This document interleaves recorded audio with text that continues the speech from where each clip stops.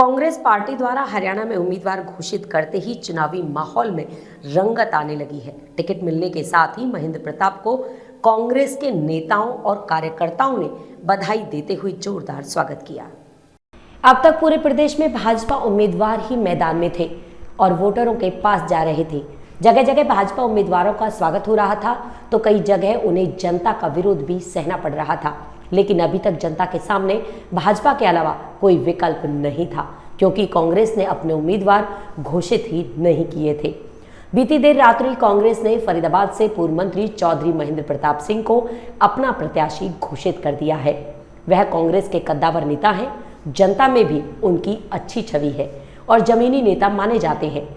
वहीं दूसरी ओर भाजपा ने 2 बार से सांसद कृष्णपाल गुर्जर को चुनाव मैदान में उतारा है। यही नहीं, मंत्री कृष्णपाल व कांग्रेस उम्मीदवार महेंद्र प्रताप सिंह दोनों ही गुर्जर समुदाय से हैं, इसलिए गुर्जर समुदाय का इस चुनाव में अहम रोल रहेगा। वैसे तो जाति बिरादरी के आधार पर किसी समुदाय के वोटरों की सही संख्या कहीं उपलब्ध नहीं है, लेकिन मोटे तौर पर फरीदाबाद लोकसभा क्षेत्र में जाट व गुर्जर समुदाय के वोट सबसे अधिक हैं।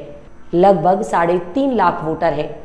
वहीं एससी मतदाताओं की संख्या भी लगभग 3 लाख है।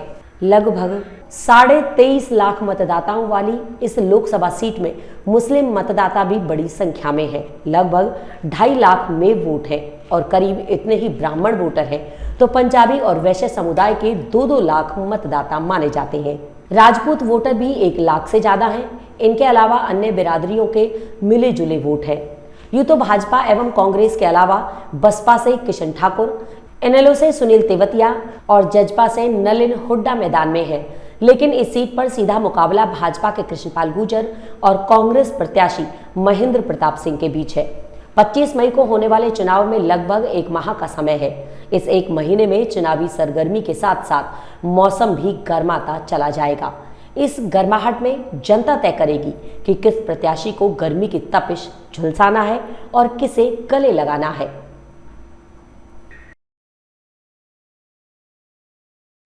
मनमोहन के टाइम की जो फिगर अखबारों से मैं भी पढ़ता हूँ, 55 लाख करोड़ रुपए था मनमोहन के टाइम में, 14 में। कब से? सारे पीरियड से देते रहते लेते रहते। सरकारें बीच में और आई, उन्होंने कमाबेश लिया, दिया भी, ज़्यादा नहीं हुआ। अटल जी की भी सरकार आई, मनमोहन के टाइम में 55 लाख करोड़ तक पहुंचा। और फिगर मेरे पास तो नहीं है, पर मैं तो मोटे तौर की फिगर जो है वो है। आज कितना 10 वर्ष में 205 लाख, 4th टाइम। अब रेशो देखिए कितना बड़ा, कहाँ गया पैसा, कहाँ जा रहा है। कह रहे अपने ये सड़कें बना रहे, फलानी सड़कें, मोटी मोटी सड़कों के कई हुए होंगे पता नहीं। आज सरकारी संस्थान कहाँ गए, सारे बेचे गए हैं। सरकारी संस्थान तकरीबन मेरे ख्याल में दर्जनों बेचे गए हैं, जो सरकारी कायम किए थे, पब्लिक सेक्टर किए थे, वो संस्थान सारे बेचे गए हैं। तो ये सारी चीज़ें हैं, फिर पैसा कहाँ गया है।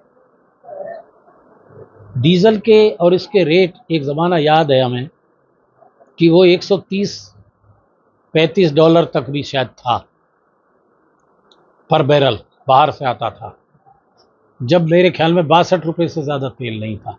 तब भी तो सरकार थी, कांग्रेस मनमोहन की तो सरकार थी। आज कितना है, आज कितने का आ रहा है? रशिया से मेरे ख्याल में, अब तो पता नहीं, रशिया का 32-33% डिस्काउंट से रशिया ने दिया हमें तेल, कम रेट से जो मार्केट रेट है। फिर भी वही 190 तक है। कहाँ जा रहा है? किन कंपनियों को फायदा उठा दिया जा रहा है? पहला भारतवर्ष देश है मेरे ख्याल में, अगर मैं गलत नहीं हूं, कि जिसकी एयर सर्विस नहीं है। छोटे से छोटे देश की भी मिलेगी। अभी क्यों? बात फर्क कुछ नहीं है। पैसेंजर्स को कुछ तकलीफ हो रही है, प्राइवेट सर्विस दे दो, सरकारी दे दो, लेकिन ये तो सरकार के पास सरकारी मंत्री रहे, हमें तो ये पता लगा कि आपका पासपोर्ट ही नहीं। देखो, अगर ये कोई इलेक्शन का विषय हो तो मैं बढ़वा लूंगा। अगर इस पे वोट की बात हो, सरकारी स्कूल में रहे, आपके जो नहीं गए, आप? मैं नहीं गया। उसके पीछे कारण क्या बताओ कि डिपार्टमेंट्स की तरफ से जाते थे। ज़्यादातर वो टूर कैसे होते थे?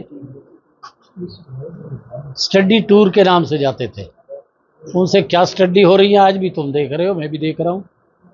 हमने अपनी स्टडी यहाँ लगाई थी अपने डिपार्टमेंट्स में। कह इस करप्शन को ख़त्म तो नहीं होगा, कैसे रोकें? पहले अपने आप के ऊपर संयम किया, व्यवस्था को ठीक करने के लिए सिस्टम चेकिंग भी बढ़ाई, एक कुछ नियम बनाए जिससे एक काम ठीक अच्छी तरह से स्मूथली चले। डेवलपमेंट के लिहाज से भी हर चीज़ को बांटने की कोशिश की। खैर वो कई चीज़ें हैं, कर उनके लिए तो बहुत बात हो सकती हैं।